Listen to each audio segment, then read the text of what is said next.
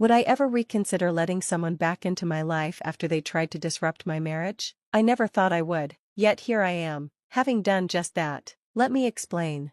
My mother-in-law, Madison, had never been particularly fond of me. It wasn't personal, she was simply overprotective of her son, Raymond. When her husband left her and Raymond was only 3, Madison became deeply attached to him, to the point of unhealthy dependence. Although Raymond recognized this dynamic, he still tried to keep her happy because, after all, she was his mother. Before I entered the picture, Madison had successfully driven away every woman Raymond dated, using extreme measures to ensure her son stayed solely focused on her. When I came along, her tactics didn't change. She did everything in her power to scare me off, but I refused to back down. I loved Raymond deeply, and he always stood by me. When we got engaged, Madison made a personal visit to plead with me to call off the wedding. I can't lose my only son, she said, he's all I have. I tried to empathize with her pain, but I stood firm. Raymond loves you and always will, I told her, but he loves me too, and we want to build a life together. Why are you trying to ruin his happiness? He will always cherish you, but he's not just yours anymore. Madison's response was chilling. She threatened to ruin me if I didn't end things with Raymond. I refused. In retaliation, she impersonated me to cancel our wedding plans and even tried to have me fired from my job. It was a breaking point for Raymond. Seeing her go to such lengths, he made the painful decision to cut her out of our lives. We had a small, intimate wedding instead and enjoyed 6 peaceful years without Madison's interference. During this time, we welcomed our wonderful son, Arthur. While our life was happy, I could see the pain of Madison's absence weighing on Raymond. His resolve began to waver.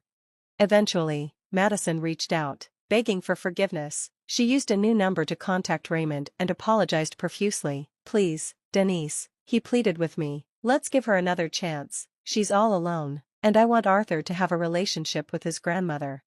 I understood his feelings. My own mother had passed away, and I wanted Arthur to experience the bond of having a grandmother. But Madison's betrayal had left deep scars, and I was hesitant. She seems remorseful, I admitted cautiously, but let's meet her first, without Arthur, and see if she's truly changed. We met with Madison, and her apologies seemed sincere. After much discussion, we cautiously allowed her back into our lives, starting with supervised visits with Arthur. Madison followed the rules, and though I could sense lingering resentment in her, she remained civil. Raymond was happy to have his mother back, and Arthur began to form a bond with her. For 3 years, everything seemed fine, until Madison requested a day alone with Arthur. I followed all your guidelines, she argued. Don't I deserve some trust? Raymond, eager to support his mother, agreed. Against my better judgment, I relented.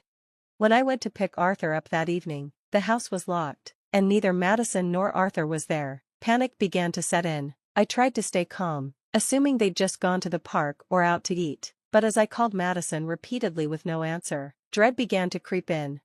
Finally, she picked up. Her voice was unsettlingly cheerful. Oh, Denise, what a surprise.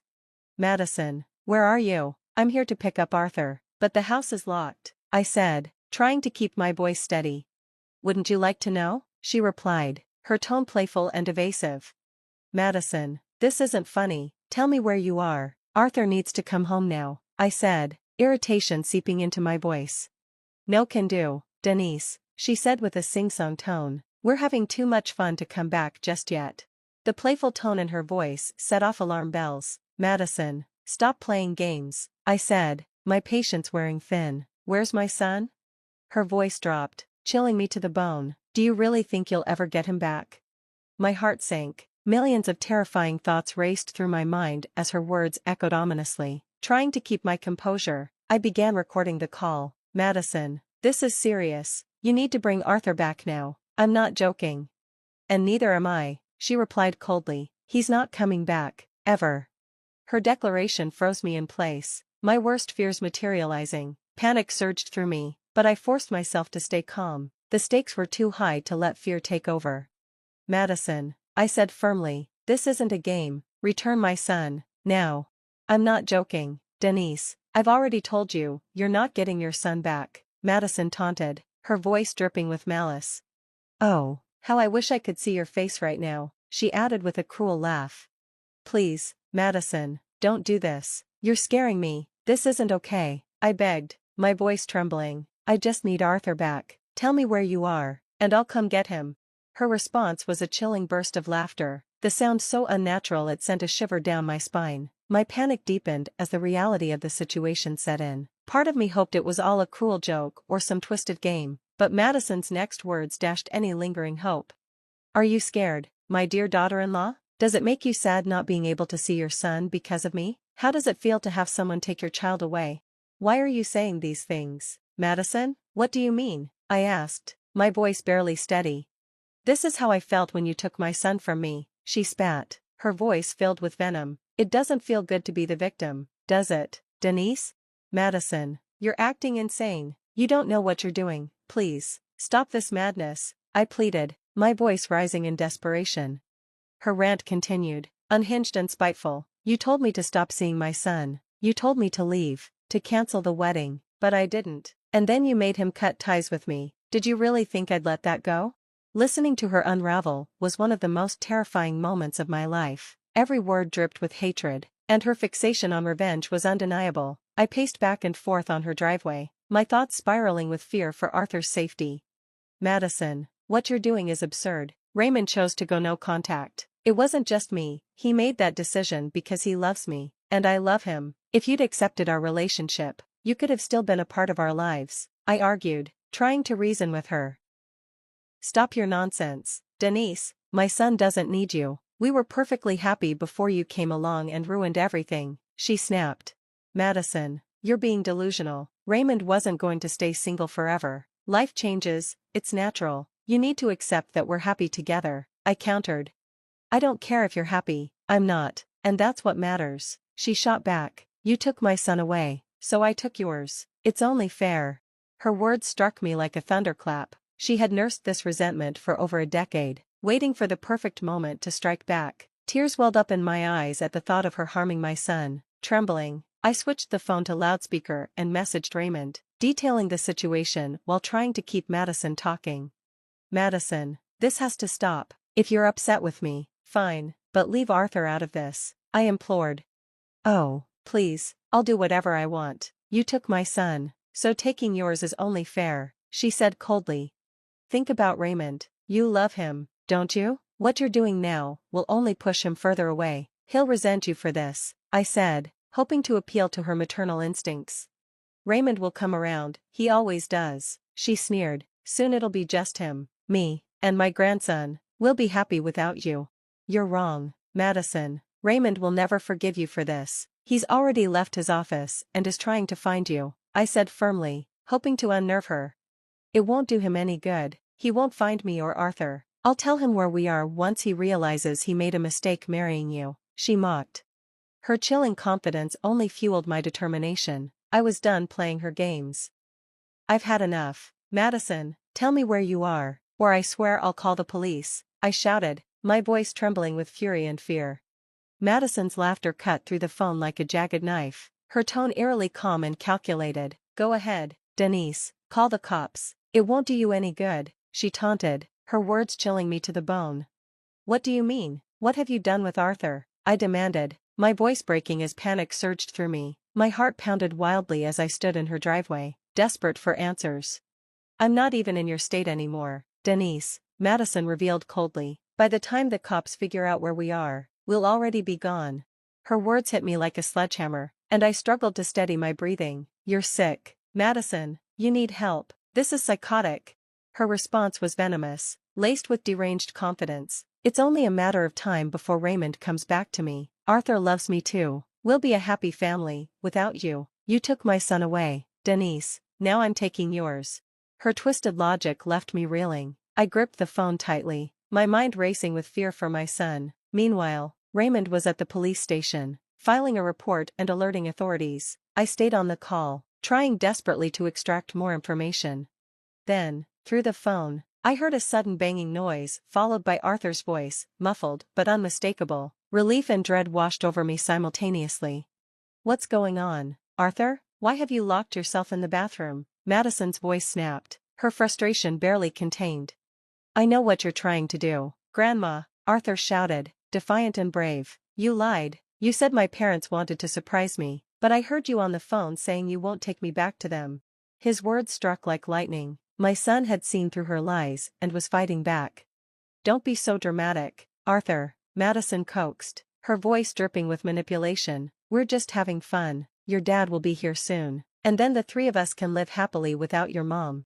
Hearing Arthur's resistance gave me a glimmer of hope. He was okay, he was fighting. My rage boiled over, and I shouted into the phone, my voice trembling with maternal determination. Arthur, Mommy is here, I promise you. Your dad and I will get you out of this. Be brave for me. Madison scoffed. There's no use, Denise. You're making promises you can't keep. But her words didn't matter. My focus was solely on my son. Arthur, listen to me. You're so brave, and we're coming for you, I said, pouring every ounce of reassurance into my voice. Then, to my astonishment, Arthur's voice came through, calm and composed. Mom, don't worry, I'm okay. I called the police on the hotel's landline, just like you taught me. They're already on their way. A wave of relief crashed over me, and my knees nearly gave out. My son had remembered the safety lessons we'd practiced. Despite his love for his grandmother, he had recognized the danger and acted wisely. What did you do, you little devil? Madison shrieked, her panic evident. You called the cops on me? He knows what to do when someone's unsafe. Madison, I snapped, my confidence returning. Your game is over.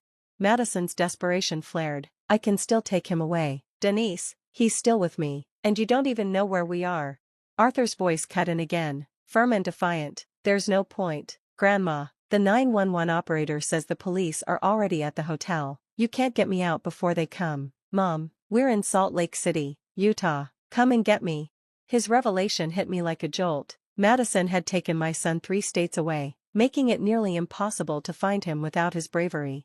You brought me here, Arthur, and it was a mistake, Madison snarled, her voice bitter. You're just like your mother, wicked. But her words no longer mattered. Arthur's courage had turned the tide, and help was already on the way.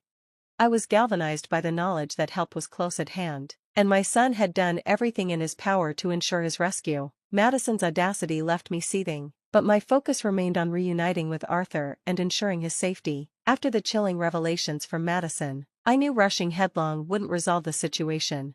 Madison, defiant and delusional, still believed she could manipulate her way out of anything. Your son won't support your insane actions, Madison. He's at the police station right now, reporting you, I told her firmly. No, he wouldn't do that to me. Raymond wouldn't betray his mother, she responded, disbelief lacing her voice. Why don't you ask him then? I replied, I'm already at the police station. At that moment, Raymond arrived. He had been at the station just a few blocks away, working with the police while I kept Madison distracted. His face was a mix of anger and worry, and I handed him the phone as he approached. Mom, what have you done? Raymond's voice trembled with restrained fury. How dare you kidnap my son and expect me to support this? How could you stoop so low? Madison's face hardened with defensive indignation. Why are you so angry with me, Raymond? I just wanted my son back. I wanted you back. I didn't hurt Arthur. I only wanted to teach your wicked wife a lesson. Don't you dare insult my wife or justify your actions. Mom, Raymond retorted sharply, you're the one in the wrong here. After what you've done today, I regret ever letting you back into our lives. How could you say that to me? Madison's voice cracked, oscillating between anger and desperation. I'm your mother. I should come first in your life. Your wife has poisoned you against me. That's enough. Raymond's voice was resolute. The fact that you refuse to take responsibility says it all. I've already filed a police report, and I will be pressing charges. You're going to jail, Mom. Madison's eyes widened in disbelief. You want me to go to jail? Absolutely. You'll pay for what you've done. You're never getting forgiveness. We'll file a restraining order, and you're dead to me. Stay out of our lives forever. Raymond's unflinching stance was both heartbreaking and inspiring. The bond that might have been salvaged was irreparably shattered by Madison's actions. His determination to protect our family and seek justice was unwavering, despite the pain it caused him. Madison's defiance dissolved into desperation when the police arrived at her hotel room. She cried and pleaded, begging us to intervene on her behalf, promising she'd never repeat her mistakes. But it was too late for mercy. Raymond and I embraced, tears flowing as the police took her into custody. Arthur, taken to the station for safety, was finally back in our arms later that evening. The reunion was filled with tears and reassurances. We vowed never to let him out of our sight again and praised his bravery throughout the ordeal. Madison, having spent most of her money on impulsive actions, couldn't post bail. When we informed the family of her deeds, they were appalled and severed ties with her. Alone and abandoned, Madison faced the full weight of her consequences. In court, Madison appeared remorseful, perhaps finally grasping the enormity of her actions. However, her regret came too late. The judge, unmoved, sentenced her to 6 years in prison after a psychological evaluation confirmed her actions stemmed from malice, not madness. With the restraining orders in place, Raymond and I felt a profound sense of relief. Arthur began therapy to process the trauma and, thankfully, remained the bright, joyful child we knew. Back home, free from Madison's toxic influence, we could finally rebuild our lives and cherish every moment together without fear or manipulation.